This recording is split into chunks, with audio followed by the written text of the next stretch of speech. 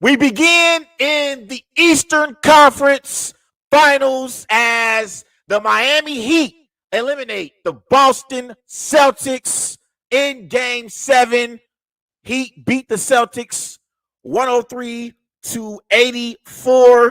It was the fewest points in any game this season from the Boston Celtics for the Miami Heat. Jimmy Butler had a bounce-back performance. He had 28 points, shot 12 of 28 from the floor, 7 rebounds, 6 assists. Caleb Martin had a great conference finals. In Game 7, Martin had 26 points, shot 11 of 16 from the floor, 10 rebounds. For the Celtics, Jaylen Brown struggled. He had 19 points, but only 8 of 23 shooting from the floor, 1 of 9 from three-point range. Here was Jaylen Brown after the game.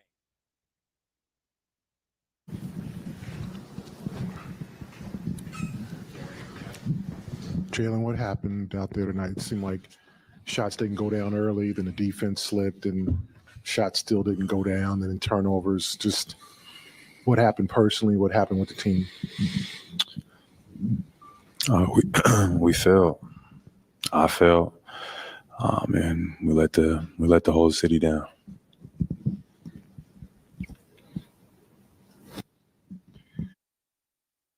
That was Jaylen Brown in the post-game press conference saying that the Boston Celtics and himself failed. And so I got a lot to talk about when it comes to the Miami Heat. Again, I'm going to preview the NBA Finals here in a bit. I'm going to talk about Jimmy Butler and how outstanding him and Caleb Martin was in the Eastern Conference Finals. Got a lot of love for Eric Spoelstra being the best coach in the NBA. We know how great Pat Riley is at being able to put together a roster that can make it to the NBA Finals. I got a lot of love for the Miami Heat, and I'm going to talk about the Miami Heat organization and how great of an organization that the Miami Heat are. But I got to start off with the Boston Celtics and my disappointment in the Boston Celtics. First and foremost, this was an embarrassing performance in Game 7 with the opportunity to go back to the NBA Finals, and the Boston Celtics go out there and get blew out by 19 points at TD Garden. This was a pathetic performance by the Boston Celtics. And this is something that has been consistent over the last 2 years when it comes to the Boston Celtics. And there's a lot of blame to go around. I'm going to get to all the people I'm going to blame here in a bit and my blame pie and the percentages, right? But this is a collective failure by the Boston Celtics.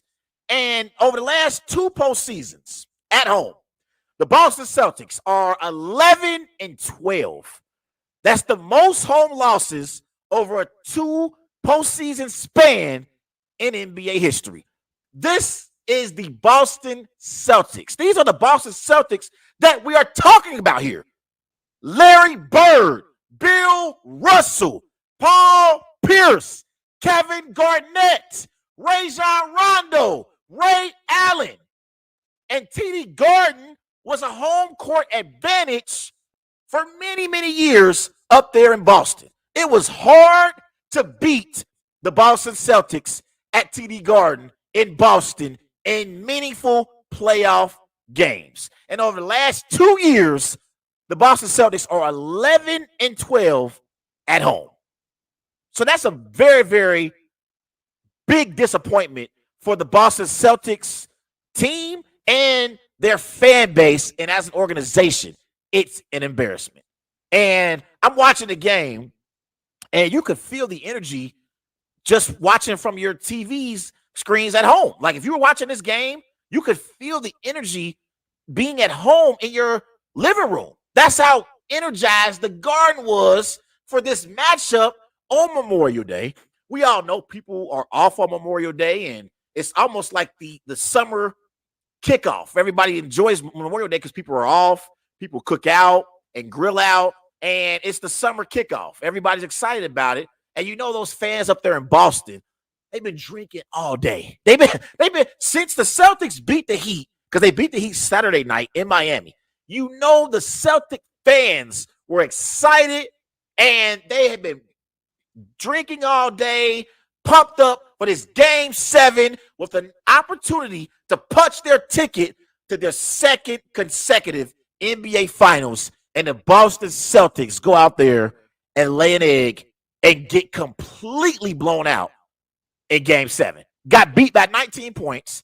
And in the first quarter, the Celtics, they started off the game and got outscored in the first quarter 22-15. And they shot 0 of 12 from the 3 to start the game. 0 of 12, which is where I want to begin with my blame for the reason why the Celtics got blew out at home in Game 7. Blew out. Let's start off with head coach Joe Mazzulla, shall we? Let's talk about Joe.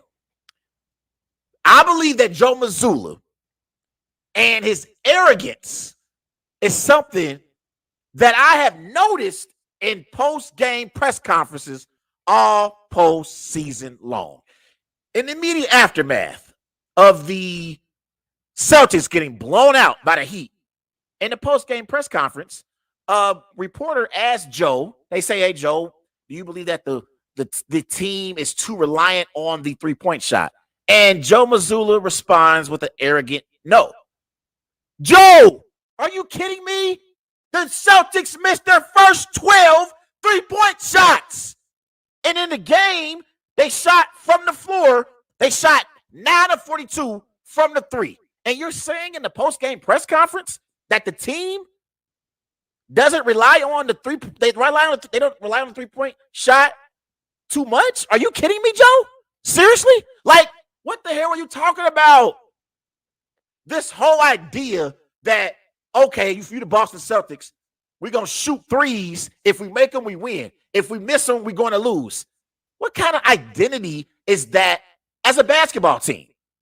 You can drive the basketball into the interior and get layups. You can shots that are available in today's NBA. Joe Mazzulla in the post-game press conference being arrogant, pretending like the Boston Celtics are not too reliant on a three-point shot. That's a problem. That's a problem, Joe. And like Shaquille O'Neal said at the end of the game on TNT, Shaq said, if we go 0 of 12 to start the game, the next person that shoots a 3, I'm punching them in the face. I couldn't agree more, Shaq. I couldn't agree more. So the fact that Joe Mazzulla has this arrogance and he always seems like he wants to combat and give this kind of, I guess you could say, like arrogant and cocky attitude as a head coach is something that I don't like. I don't like. But I do believe that Joe Mazzulla deserves an opportunity to come back and coach the Celtics next season. I don't think that the Celtics should fire Joe Mazzulla because he did overcome a 3-0 deficit and get this to a Game 7. Had the Celtics got swept, I would have said that the Celtics need to really reconsider and think about firing Joe Mazzulla. But they came back. And so in those 3 wins, they played well. So the same way Joe Mazzulla was bad in those first 3 games, he was able to bring them back in games 4, 5, and 6 to force a Game 7. So because of that, if I'm the Boston Celtics organization, I would give Joe Mazzulla another chance next year. But his arrogance is something that I don't like. I don't like it. And again, when someone asks you, do you believe your basketball team is too reliant on the three-point shot, instead of being arrogant, Joe, and saying no, you need to look at the stats and see that clearly that the team, when they're struggling from three-point range, as a coach, you have to sit your team down and say, let's attack the rim and get to the free throw line. Let's get to the free throw line. You got Jaylen Brown, Marcus Smart, Derek White, Jason Tatum, despite him being on a bum ankle. You have the personnel who can get to the rim and get to the free throw line. They shot 9 of 42 from three-point range in this game. Had they attacked the rim more, maybe you could have gotten to the free throw line 25 or 28, 29 times in this game. And it could have offset the bad shooting performance in this matchup. But because the Celtics are arrogant and Joe Mazzulla doesn't believe that they don't shoot enough threes, that they don't shoot too many threes, he wants to say that in the press conference. So Joe Mazzulla definitely deserves some blame. The other individual who deserves blame, and he's the best player on this team, is Jason Tatum.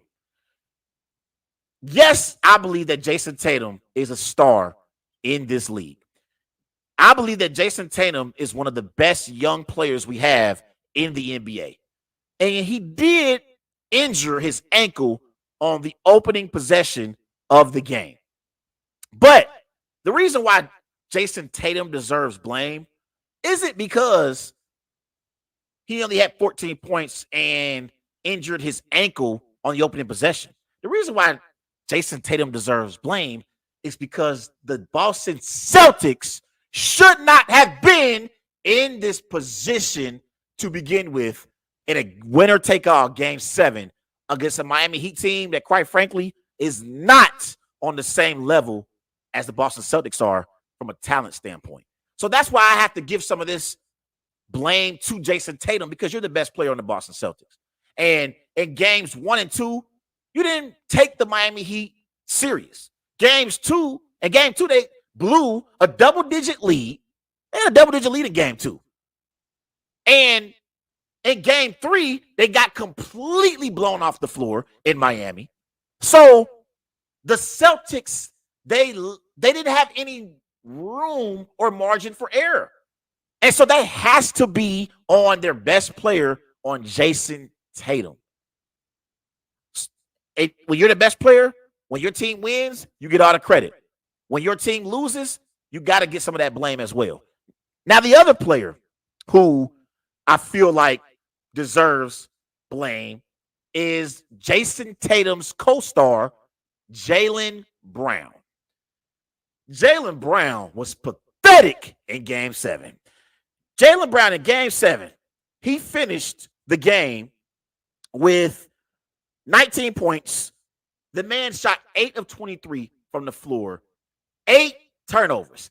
He had as many turnovers as shots made in Game 7. This is Jaylen Brown that we're talking about. All NBA second team player, co-star to Jason Tatum, a legit Robin, and one of the best young players we have in the NBA. I would say a top 15 player in the NBA for sure. And you go out there and turn the ball over 8 times, Jaylen? What the hell was that? Every single time Jaylen Brown tried to make a move, he got stripped of the basketball. There were times where he completely just lost the basketball. He just lost the basketball. And I give Jaylen Brown some credit, because when you are the co-star, when the star player goes down, one of 3 things are going to happen. Either A, you're going to not even take on the responsibility of stepping up and just be scared of the moment. B, you can play well above your ability and carry your team as the co-star. Or C, you can play bad and play terrible and turn the ball over like Jaylen Brown did. And that's what happened. I give Jaylen Brown credit for at least owning the moment and trying to elevate his game to help the Celtics in Game 7. But you got to protect the basketball better. Jaylen Brown's ball handling is horrible. It's horrible. And it's been a major issue for Jaylen Brown the last 2 years in the postseason. Last 2 years. That's the reason why the Boston Celtics can't protect the basketball, because Jaylen Brown's inability to handle the basketball, to get to his spots to score the basketball, is an issue. When he has to have the ball in his hands for a significant time period, he can't protect the basketball or handle the basketball correctly to be able to get to his spots to score. And that's a problem. And in this game, because Tatum was hampered with the ankle injury, the Celtics needed Brown to take over the game and needed the offense to run through him. And he did not deliver. And I'm not even blaming him for his shooting and being inefficient. I'm blaming Jaylen Brown for the turnovers. It was bad. 8 turnovers? That's bad, Jaylen. You better than that. Jaylen Brown is better than 8 turnovers. He's better than shooting 8 of 23 as well, but I can live with shooting inefficiently. I can't live with the 8 turnovers. And so I believe that it's enough blame to go around for the Celtics collapse. But the 3 that we have to start off with is Joe Mazzulla, Jason Tatum, and Jaylen Brown. And honestly, the Celtics as a basketball team, them and these perimeter shots is a problem. And it's the reason why they lost this series. This here is the Celtics in the last 2 games of the Eastern Conference Finals. Game 6, they shot 7 of 35 from 3, 20%. Pathetic. Game 7, 9 of 42, 21%. So in game 6 and in game 7, the Celtics went 16 of 77, which is 21%. That's the worst by any team in a 2-game span in the postseason. And so when your shots aren't falling, common sense, and I'm not even a head coach in the NBA. I'm not an NBA head coach, but I know that if my team is settling for perimeter shots and they're not going in, especially if you start off the game shooting 0 of 12 from the floor, I'm going to tell my team, hey, let's attack the rim. And even if we don't finish, we can create fouls and get to the free throw line until we come out of this shooting slump. But instead, Joe Mazzulla, Jason Tatum, and Jaylen Brown were arrogant, and the Boston Celtics team was arrogant in this postseason run, and they never changed their identity. And last year, the main reason why the Celtics were able to get to the NBA Finals was because of Ime Udoka. Ime Udoka held the Boston Celtics players accountable. There were times last year in the postseason where when they messed up, Udoka would show them up on the floor. And this Boston Celtics team needs a head coach who holds them accountable. We've been hearing all postseason long about how during timeouts and huddles and stuff that Marcus Smart, Al Horford were the players who sat in the coach's chair instead of it being Joe Mazzulla. And last year, it was Ime Udoka. He held Tatum accountable. He held Brown accountable. He held Smart accountable for the turnovers. And so I think that the Boston Celtics, them not having Ime Udoka as their head coach, I believe it cost them an opportunity to go back to the NBA Finals and make amends for them losing the NBA Finals last year to the Golden State Warriors. And I think this year, honestly, even though I respect the hell out of Michael Malone and the Denver Nuggets, I think this year would have been easier for the Celtics compared to last year. I thought last year Steph Curry was just on another level. Now, Jokic is great as well, but that's the Warriors. It's the Warriors. They're a dynasty. We know what the Warriors represent. I think this would have been an easier opportunity for the Celtics to be NBA champions compared to last year. So this was a complete failure by the Boston Celtics. They brought in Malcolm Brogdon in the offseason. He was supposed to add depth to their team and help them improve in late game situations. He had a forearm injury, so he wasn't really at 100% in this series, but this was a complete failure by the Boston Celtics. After the Milwaukee Bucks got eliminated by the Miami Heat in the first round of the NBA playoffs, most people assumed that the Boston Celtics would represent the Eastern Conference in the NBA Finals. They assumed that the Boston Celtics would represent the East. And they choked. They flat out choked. And now everyone's talking about, should the Celtics trade Jaylen Brown? Should they trade Jason Tatum? When it comes to that, I feel like Jason Tatum is 25. Jaylen Brown is 26. To me, teams are looking for what the Celtics currently have. And I believe that the best formula for being able to win an NBA championship is having two bona fide wings. Like the way the Clippers are built, Kawhi and Paul George, I love that. Now, they can't stay healthy. That's the reason why the Clippers can't win a championship. But I love the makeup of their team. In the 90s, Jordan and Pippen. In the early 2010s, you had LeBron and D-Wade for the Miami Heat. So I believe that the best recipe in order to win a championship is having two bona fide wings. And the Celtics have that in Jaylen Brown and Jason Tatum.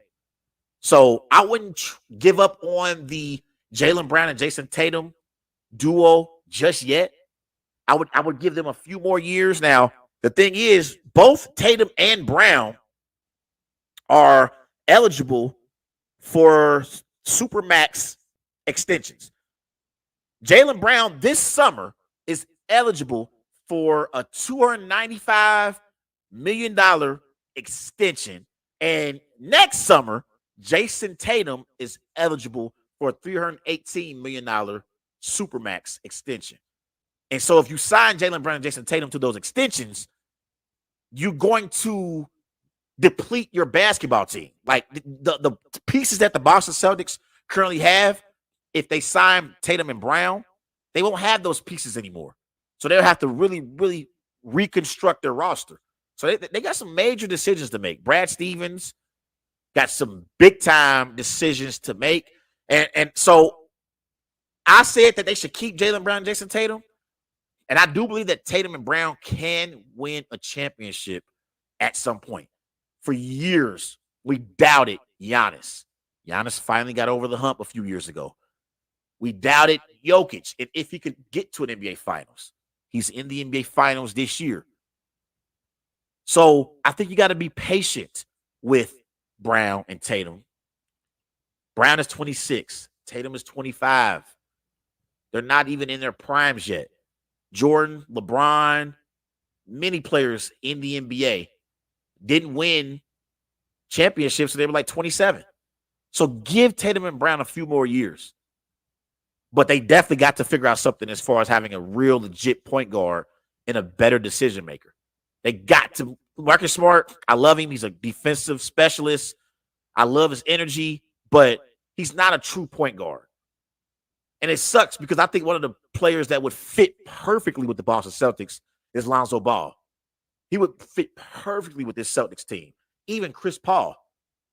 So they got to figure something out. I wouldn't give up on Tatum and Brown just yet. I would try to figure out a way to keep Tatum and Brown together, unless I got one player that I would consider moving Jaylen Brown for. It's Damian Lillard. If I'm the Boston Celtics, if I called the Portland Trail Blazers and they answered the phone, I would consider moving Jaylen Brown for Damian Lillard. No one else. If I'm going to move Jaylen Brown, I have to get a player that is a superstar caliber player. I can't get back a player that is equivalent or worse than Jaylen Brown is. I have to get a player that's better than Jaylen Brown is, who I could pair with Jason Tatum. Damian Lillard is exactly what the Boston Celtics need because they struggle in late game situations and execution. What is Dame Lillard's strength? Closing games. Damian Lillard is the most clutch player in the NBA. So that's the only trade that I would make if I'm the Boston Celtics.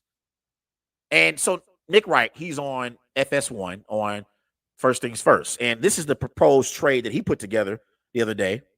He has the Celtics receiving Damian Lillard and a pick, and the Blazers get Jaylen Brown and Gallinari. Interesting. I would think the Blazers would want back at least Marcus Smart maybe in a trade. But if they could get their hands on Damian Lillard, I would reconsider my position on keeping Tatum and Brown. But only if you can get Dame. Only if you can get Dame. But the Celtics will have a long offseason, and they definitely underachieved this year. They underachieved for sure.